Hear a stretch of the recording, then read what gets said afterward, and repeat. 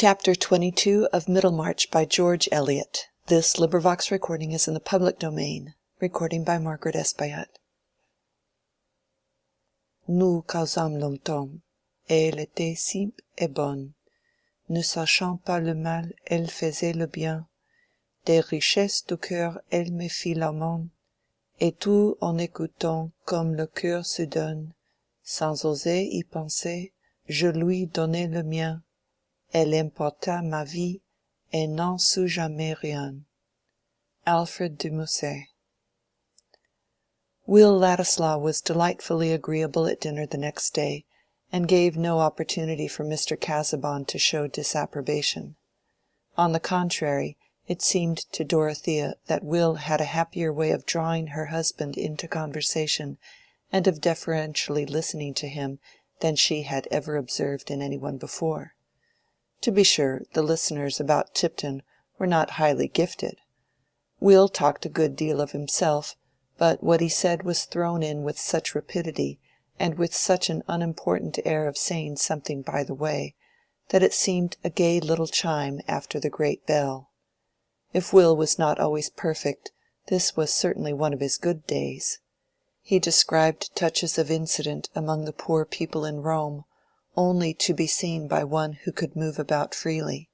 He found himself in agreement with Mr. Casaubon as to the unsound opinions of Middleton concerning the relations of Judaism and Catholicism, and passed easily to a half-enthusiastic, half-playful picture of the enjoyment he got out of the very miscellaneousness of Rome, which made the mind flexible with constant comparison, and saved you from seeing the world's ages as a set of box-like partitions without vital connection. Mr. Casaubon's studies, Will observed, had always been of too broad a kind for that, and he had perhaps never felt any such sudden effect, but for himself he confessed that Rome had given him quite a new sense of history as a whole. The fragments stimulated his imagination and made him constructive. Then occasionally, but not too often, he appealed to Dorothea, and discussed what she said, as if her sentiment were an item to be considered in the final judgment even of the Madonna di Foligno or the Laocoon. A sense of contributing to form the world's opinion makes conversation particularly cheerful, and Mr. Casaubon too was not without pride in his young wife, who spoke better than most women, as indeed he had perceived in choosing her. Since things were going on so pleasantly, Mr. Casaubon's statement that his labors in the library would be suspended for a couple of days, and that after a brief renewal he should have no further reason for staying in Rome, encouraged Will to urge that Mrs. Casaubon should not go away without seeing a studio or two. Would not Mr. Casaubon take her? That sort of thing ought not to be missed. It was quite special. It was a form of life that grew like a small fresh vegetation, with its population of insects on huge fossils. Will would be happy to conduct them, not to anything wearisome, only to a few examples. Mr. Casaubon, seeing Dorothea look earnestly towards him, could not but ask her if she would be interested in such visits. He was now at her service during the whole day, and it was agreed that Will should come on the morrow and drive with them. Will could not omit Thorwaldsen, a living celebrity about whom even Mr. Casaubon inquired, but before the day was far advanced he led the way to the studio of his friend Adolf Naumann, whom he mentioned as one of the chief renovators of Christian art, one of those who had not only revived but expanded that grand conception of supreme events as mysteries at which the successive ages were spectators, and in relation to which the great souls of all periods became, as it were, contemporaries. Will added that he had made himself Naumann's pupil for the nonce. "I have been making some oil sketches under him," said Will. "I hate copying. I must put something of my own in. Naumann has been painting the saints drawing the car of the church, and I have been making a sketch of Marlowe's Tamburlaine driving the conquered kings in his chariot. I am not so ecclesiastical as Naumann, and I sometimes twit him with his excess of meaning. But this time I mean to outdo him in breadth of intention. I take Tamburlaine in his chariot for the tremendous course in the world's physical history, lashing on the harnessed dynasties. In my opinion, that is a good mythical interpretation." Will here looked at Mr. Casaubon, who received this off-hand treatment of symbolism very uneasily, and bowed with a neutral air. "The sketch must be very grand if it conveys so much," said Dorothea. "I should need some explanation even of the meaning you give. Do you intend Tamburlaine to represent earthquakes and volcanoes?" "Oh yes," said Will, laughing, "and migrations of races, and clearings of forests, and America, and the steam engine. Everything you can imagine." "What a difficult kind of shorthand," said Dorothea, smiling towards her husband. "It would require all your knowledge to be able to read it." Mr. Casaubon blinked furtively at Will. He had a suspicion that he was being laughed at, but it was not possible to include Dorothea in the suspicion. They found Naumann painting industriously, but no model was present. His pictures were advantageously arranged, and his own plain vivacious person set off by a dove-colored blouse and a maroon velvet cap, so that everything was as fortunate as if he had expected the beautiful young English lady exactly at that time. The painter in his confident English gave little dissertations on his finished and unfinished subjects, seeming to observe Mr. Casaubon as much as he did Dorothea. Will burst in here and there with ardent words of praise, making out particular merits in his friend's work, and Dorothea felt that she was getting quite new notions as to the significance of Madonnas seated under inexplicable canopied thrones with the simple country as a background, and of saints with architectural models in their hands, or knives accidentally wedged in their skulls. Some things which had seemed monstrous to her were gathering intelligibility and even a natural meaning. But all this was apparently a branch of knowledge in which Mr. Casaubon had not interested himself. "I think I would rather feel that painting is beautiful than have to read it as an enigma. But I should learn to understand these pictures sooner than yours, with the very wide meaning," said Dorothea, speaking to Will. "Don't speak of my painting before Naumann," said Will. "He will tell you it's all Fischerei, which is his most opprobrious word." "Is that true?" said Dorothea, turning her sincere eyes on Naumann, who made a slight grimace and said, "Oh, he does not mean it seriously with painting. His walk must be de belles lettres. That is wide." Naumann's pronunciation of the vowel seemed to stretch the word satirically. Will did not half like it, but managed to laugh, and Mr. Casaubon, while he felt some disgust at the artist's German accent, began to entertain a little respect for his judicious severity.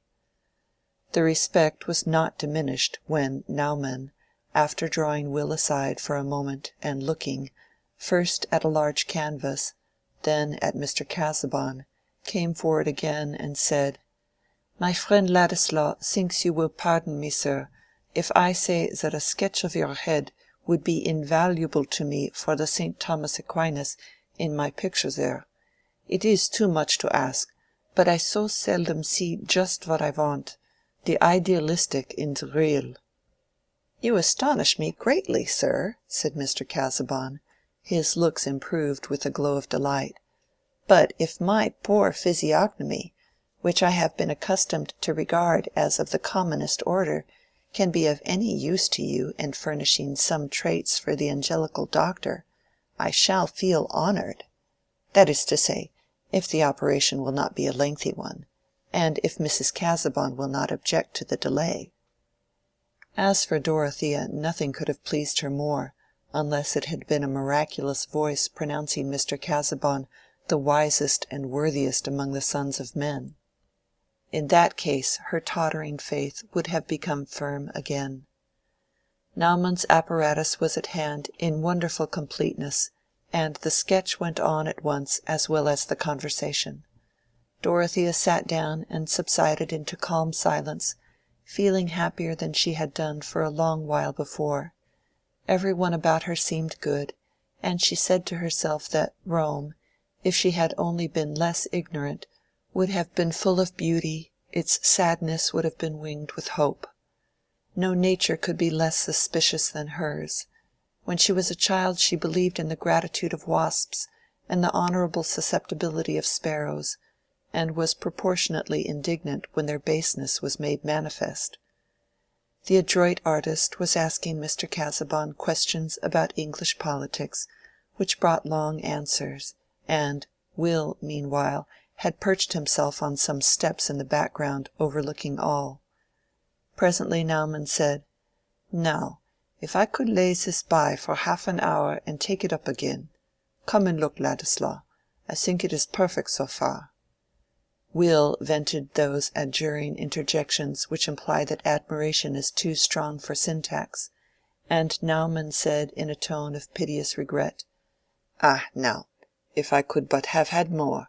But you have other engagements. I could not ask it, or even to come again tomorrow." "Oh, let us stay," said Dorothea. "We have nothing to do today except go about, have we?" she added, looking entreatingly at Mr. Casaubon.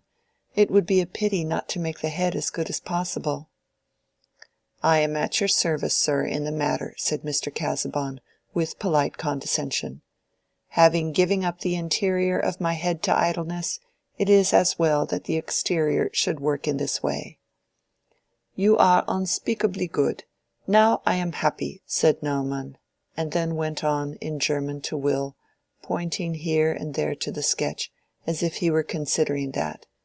Putting it aside for a moment, he looked round vaguely, as if seeking some occupation for his visitors, and afterwards turning to Mr. Casaubon said, "Perhaps the beautiful bride, the gracious lady, would not be unwilling to let me fill up the time by trying to make a slight sketch of her. Not, of course, as you see, for that picture, only as a single study." Mr. Casaubon, bowing, doubted not that Mrs. Casaubon would oblige him, and Dorothea said at once, "Where shall I put myself?" Naumann was all apologies in asking her to stand, and allow him to adjust her attitude, to which she submitted without any of the affected airs and laughs frequently thought necessary on such occasions, when the painter said, "It is as Santa Clara that I want you to stand, leaning so with your cheek against your hand. So. Looking at that stool, please, so." Will was divided between the inclination to fall at the saint's feet and kiss her robe, and the temptation to knock Naumann down while he was adjusting her arm. All this was impudence and desecration, and he repented that he had brought her. The artist was diligent, and Will, recovering himself, moved about and occupied Mr. Casaubon as ingeniously as he could, but he did not in the end prevent the time from seeming long to that gentleman, as was clear from his expressing a fear that Mrs. Casaubon would be tired. Naumann took the hint and said, "Now, sir, if you can oblige me again, I will release the lady wife." So Mr. Casaubon's patience held out further, and when after all it turned out that the head of St. Thomas Aquinas would be more perfect if another sitting could be had, it was granted for the morrow. On the morrow Santa Clara too was retouched more than once. The result of all was so far from displeasing to Mr. Casaubon that he arranged for the purchase of the picture in which St. Thomas Aquinas sat among the doctors of the Church in a disputation too abstract to be represented, but listened to with more or less attention by an audience above. The Santa Clara, which was spoken of in the second place, Naumann declared himself to be dissatisfied with. He could not in conscience engage to make a worthy picture of it. So about the Santa Clara the arrangement was conditional. I will not dwell on Naumann's jokes at the expense of Mr. Casaubon that evening, or on his dithyrambs about Dorothea's charm, in all which Will joined, but with a difference. No sooner did Naumann mention any detail of Dorothea's beauty than Will got exasperated at his presumption. There was grossness in his choice of the most ordinary words, and what business had he to talk of her lips? She was not a woman to be spoken of as other women were. Will could not say just what he thought, but he became irritable. And yet, when after some resistance he had consented to take the Casaubons to his friend's studio, he had been allured by the gratification of his pride in being the person who could grant Naumann such an opportunity of studying her loveliness, or rather her divineness, for the ordinary phrases which might apply to mere bodily prettiness were not applicable to her. Certainly all Tipton and its neighborhood, as well as Dorothea herself, would have been surprised at her beauty being made so much of. In that part of the world Miss Brooke had only been a fine young woman. "Oblige me by letting the subject drop, Naumann. Mrs. Casaubon is not to be talked of as if she were a model," said Will. Naumann stared at him. "Schön. I will talk of my Aquinas. The head is not a bad type, after all. I dare say the great scholastic himself would have been flattered to have his portrait asked for. Nothing like these starchy doctors for vanity. It was as I thought. He cared much less for her portrait than his own." "He's a cursed white-blooded pedantic coxcomb," said Will, with gnashing impetuosity. His obligations to Mr. Casaubon were not known to his hearer, but Will himself was thinking of them, and wishing that he could discharge them all by a check. Naumann gave a shrug and said, "It is good they go away soon, my dear. They are spoiling your fine temper." All Will's hope and contrivance were now concentrated on seeing Dorothea when she was alone. He only wanted to be something more special in her remembrance than he could yet believe himself likely to be. He was rather impatient under that open ardent goodwill, which he saw was her usual state of feeling. The remote worship of a woman throned out of their reach plays a great part in men's lives, but in most cases the worshipper longs for some queenly recognition, some approving sign by which his soul's sovereign may cheer him without descending from her high place. That was precisely what Will wanted, but there were plenty of contradictions in his imaginative demands. It was beautiful to see how Dorothea's eyes turned with wifely anxiety and beseeching to Mr. Casaubon. She would have lost some of her halo if she had been without that duteous preoccupation. And yet at the next moment the husband's sandy absorption of such nectar was too intolerable, and Will's longing to say damaging things about him was perhaps not the less tormenting because he felt the strongest reasons for restraining it. Will had not been invited to dine the next day. Hence he persuaded himself that he was bound to call, and that the only eligible time was the middle of the day, when Mr. Casaubon would not be at home. Dorothea, who had not been made aware that her former reception of Will had displeased her husband, had no hesitation about seeing him, especially as he might come to pay a farewell visit. When he entered she was looking at some cameos which she had been buying for Celia. She greeted Will as if his visit were quite a matter of course, and said at once, having a cameo bracelet in her hand, "I am so glad you are come. Perhaps you understand all about cameos and can tell me if these are really good. I wished to have you with us in choosing them, but Mr. Casaubon objected. He thought there was not time. He will finish his work tomorrow, and we shall go away in 3 days. I have been uneasy about these cameos. Pray sit down and look at them." "I am not particularly knowing, but there can be no great mistake about these little Homeric bits. They are exquisitely neat. And the color is fine. It will just suit you." "Oh, they are for my sister, who has a quite different complexion. You saw her with me at Lowick. She is light-haired and very pretty. At least I think so. We were never so long away from each other in our lives before. She is a great pet and never was naughty in her life. I found out before I came away that she wanted me to buy her some cameos, and I should be sorry for them not to be good, after their kind." Dorothea added the last words with a smile. "You seem not to care about cameos," said Will, seating himself at some distance from her, and observing her while she closed the cases. "No, frankly, I don't think them a great object in life," said Dorothea. "I fear you are a heretic about art generally. How is that? I should have expected you to be very sensitive to the beautiful everywhere." "I suppose I am dull about many things," said Dorothea simply. "I should like to make life beautiful—I mean everybody's life. And then all this immense expense of art, that seems somehow to lie outside life and to make it no better for the world, pains one. It spoils my enjoyment of anything when I am made to think that most people are shut out from it." "I call that the fanaticism of sympathy," said Will, impetuously.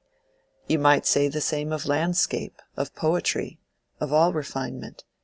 If you carried it out, you ought to be miserable in your own goodness, and turn evil that you might have no advantage over others. The best piety is to enjoy, when you can. You are doing the most then to save the earth's character as an agreeable planet. And enjoyment radiates. It is of no use to try and take care of all the world. That is being taken care of when you feel delight, in art or in anything else. Would you turn all the youth of the world into a tragic chorus, wailing and moralizing over misery? I suspect that you have some false belief in the virtues of misery, and want to make your life a martyrdom." Will had gone further than he intended, and checked himself. But Dorothea's thought was not taking just the same direction as his own, and she answered without any special emotion. "Indeed, you mistake me. I am not a sad, melancholy creature. I am never unhappy long together. I am angry and naughty, not like Celia. I have a great outburst, and then all seems glorious again. I cannot help believing in glorious things in a blind sort of way. I should be quite willing to enjoy the art here, but there is so much that I don't know the reason of, so much that seems to me a consecration of ugliness rather than beauty. The painting and sculpture may be wonderful, but the feeling is often low and brutal, and sometimes even ridiculous. Here and there I see what takes me at once as noble, something that I might compare with the Alban mountains or the sunset from the Pincian hill, but that makes it the greater pity that there is so little of the best kind among all that mass of things over which men have toiled so." "Of course there is always a great deal of poor work. The rarer things want that soil to grow in." "Oh dear," said Dorothea, taking up that thought into the chief current of her anxiety. "I see it must be very difficult to do anything good. I have often felt since I have been in Rome that most of our lives would look much uglier and more bungling than the pictures if they could be put on the wall." Dorothea parted her lips again as if she were going to say more, but changed her mind and paused. "You are too young. It is an anachronism for you to have such thoughts," said Will, energetically, with a quick shake of the head habitual to him. "You talk as if you had never known any youth. It is monstrous, as if you had had a vision of Hades in your childhood, like the boy in the legend. You have been brought up in some of those horrible notions that choose the sweetest women to devour, like minotaurs. And now you will go to be shut up in that stone prison at Lowick. You will be buried alive. It makes me savage to think of it. I would rather never have seen you than think of you with such a prospect." Will again feared that he had gone too far. But the meaning we attach to words depends on our feeling, and his tone of angry regret had so much kindness in it for Dorothea's heart, which had always been giving out ardor and had never been fed with much from the living things around her, that she felt a new sense of gratitude and answered with a gentle smile, "It is very good of you to be anxious about me. It is because you did not like Lowick yourself. You had your heart set on another kind of life. But Lowick is my chosen home." The last sentence was spoken with an almost solemn cadence, and Will did not know what to say, since it would not be useful for him to embrace her slippers and tell her that he would die for her. It was clear that she required nothing of the sort, and they were both silent for a moment or two, when Dorothea began again with an air of saying at last what had been in her mind beforehand. "I wanted to ask you again about something you said the other day. Perhaps it was half of it your lively way of speaking. I notice that you like to put things strongly. I myself often exaggerate when I speak hastily." "What was it?" said Will, observing that she spoke with a timidity quite new in her. "I have a hyperbolical tongue. It catches fire as it goes. I dare say I shall have to retract." "I mean what you said about the necessity of knowing German. I mean, for the subjects that Mr. Casaubon is engaged in. I have been thinking about it, and it seems to me that with Mr. Casaubon's learning he must have before him the same materials as German scholars, has he not?" Dorothea's timidity was due to an indistinct consciousness that she was in the strange situation of consulting a third person about the adequacy of Mr. Casaubon's learning. "Not exactly the same materials," said Will, thinking that he would be duly reserved. "He is not an Orientalist, you know. He does not profess to have more than second-hand knowledge there." "But there are very valuable books about antiquities which were written a long while ago by scholars who knew nothing about these modern things, and they are still used. Why should Mr. Casaubon's not be valuable like theirs?" said Dorothea, with more remonstrant energy. She was impelled to have the argument aloud, which she was having in her own mind. "That depends on the line of study taken," said Will, also getting a tone of rejoinder. "The subject Mr. Casaubon has chosen is as changing as chemistry. New discoveries are constantly making new points of view. Who wants a system on the basis of the four elements, or a book to refute Paracelsus? Do you not see that it is no use now to be crawling a little way after men of the last century, men like Bryant, and correcting their mistakes? Living in a lumber room and furbishing up broken-legged theories about Chus and Mizraim?" "How can you bear to speak so lightly?" said Dorothea, with a look between sorrow and anger. "If it were as you say, what could be sadder than so much ardent labor all in vain?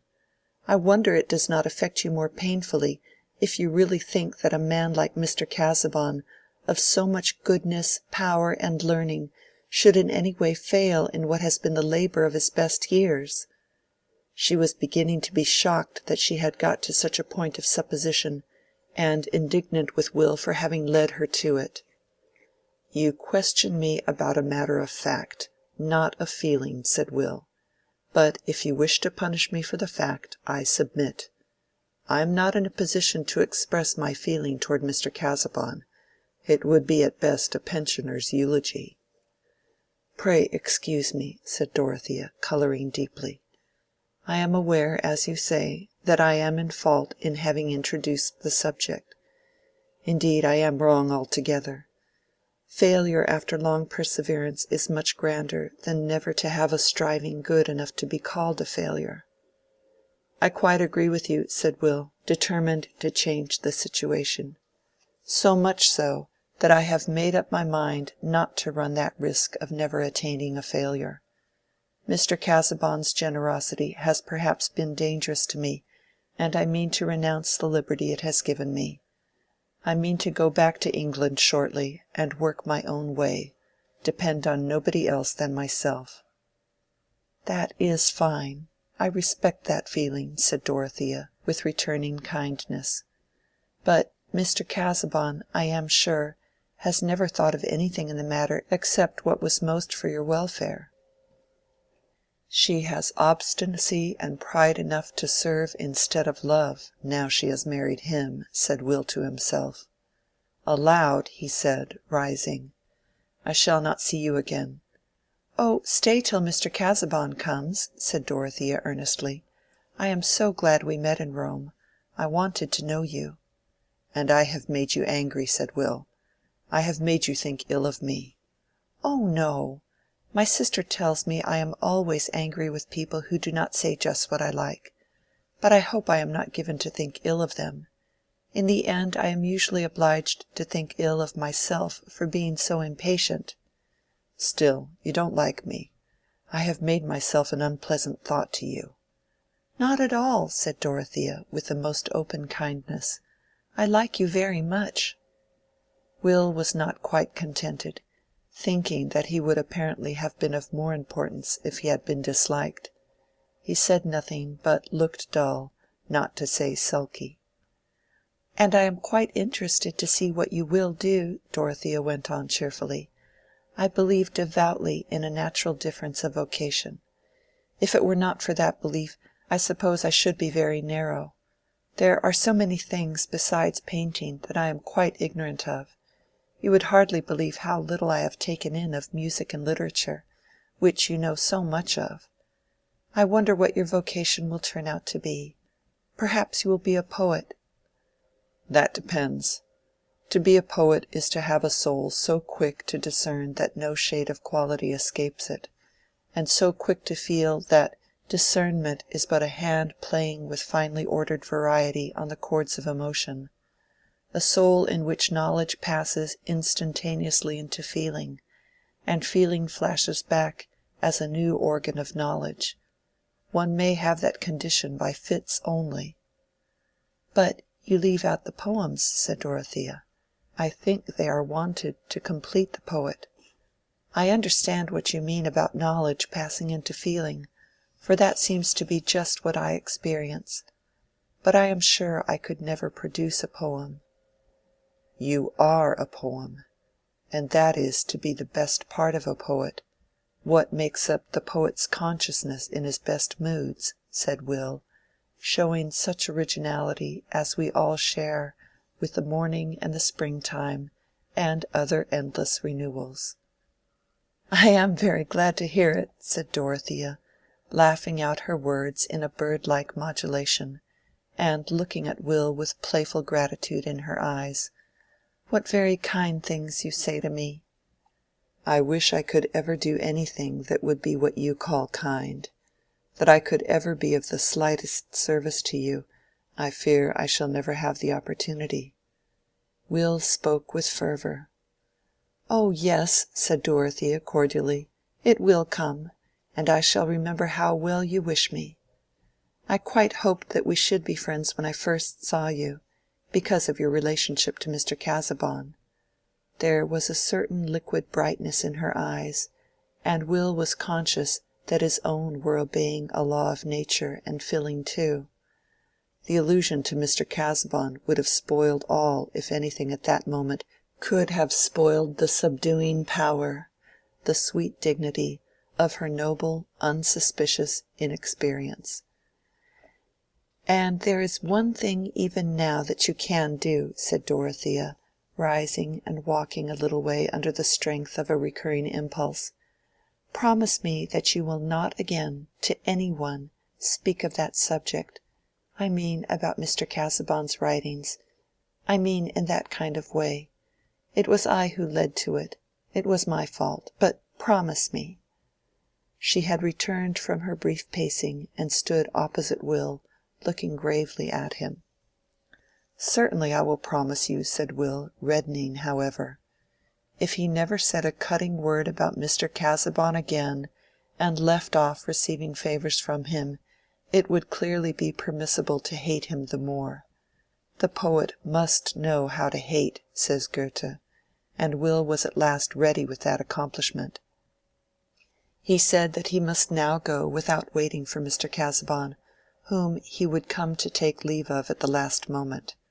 Dorothea gave him her hand, and they exchanged a simple good-bye.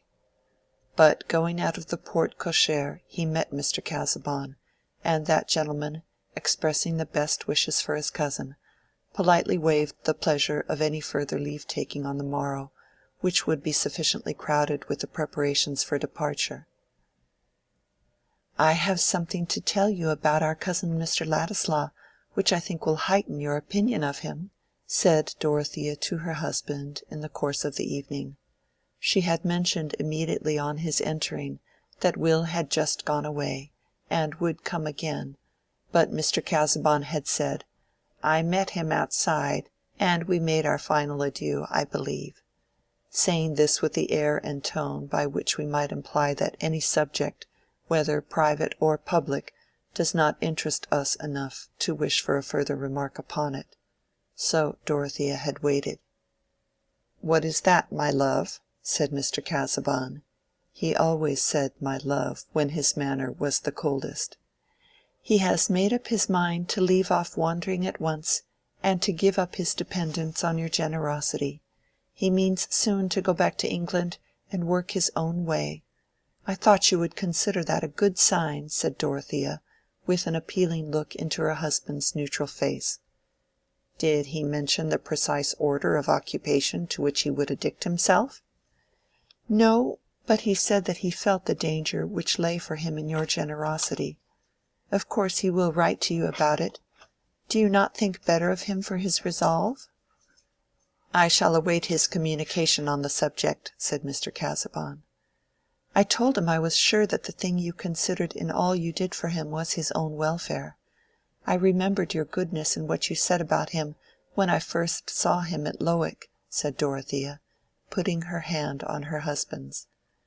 "I had a duty towards him," said Mr. Casaubon, laying his other hand on Dorothea's in conscientious acceptance of her caress, but with a glance which he could not hinder from being uneasy. "The young man, I confess, is not otherwise an object of interest to me, nor need we, I think, discuss his future course, which it is not ours to determine beyond the limits which I have sufficiently indicated." Dorothea did not mention Will again. CHAPter 23